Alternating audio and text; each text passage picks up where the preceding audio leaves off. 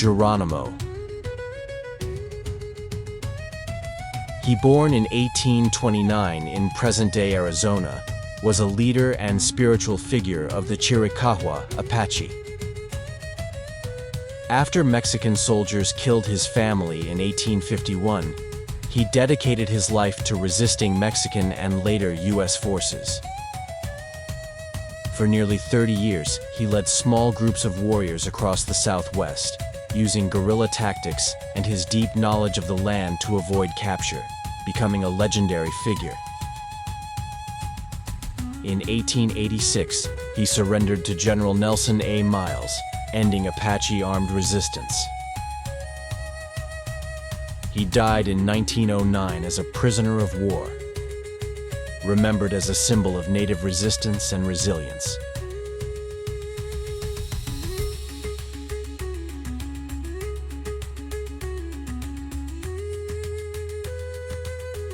Cochise. He was a powerful Chiricahua Apache leader born around 1805 in the American Southwest. He defended his people's land against Mexican and U.S. forces, using skilled guerrilla tactics for over a decade. He later chose negotiation, securing a reservation in his ancestral homeland. Cochise died in 1874, and his burial place remains a secret. Today, he is remembered as a symbol of courage and Native resistance.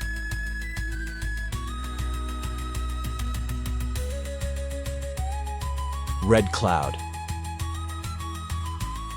He was a powerful Lakota leader, born around 1822 near the Platte River.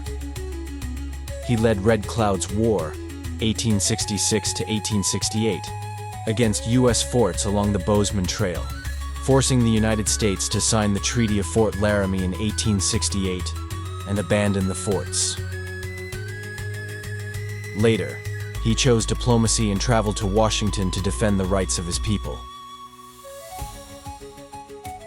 He died in 1909 and is remembered as one of the most successful Native American leaders in U.S. history.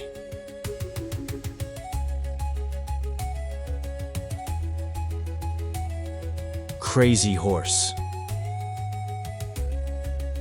He defended his people's land, culture, and freedom against U.S. expansion on the Great Plains.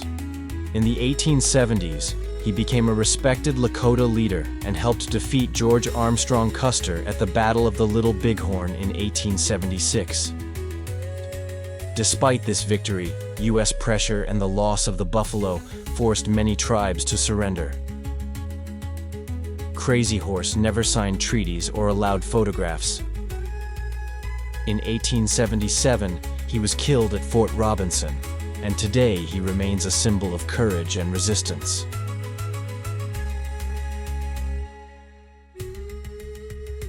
Sitting Bull.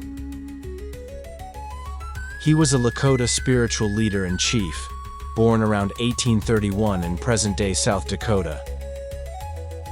He united Lakota and Cheyenne tribes to resist U.S. expansion after the discovery of gold in the Black Hills. In 1876, he inspired the Native victory at the Battle of the Little Bighorn. After exile in Canada, he surrendered in 1881 and was killed in 1890 during an attempted arrest. He remains a symbol of indigenous resistance and spiritual strength.